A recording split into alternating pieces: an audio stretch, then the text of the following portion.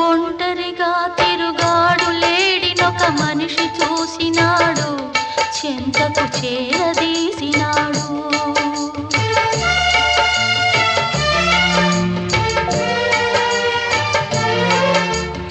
అభమో శుభమో తెలియని లేడి అతనిని నమ్మింది, తన హృదయం పరిచింది. ఆ తరు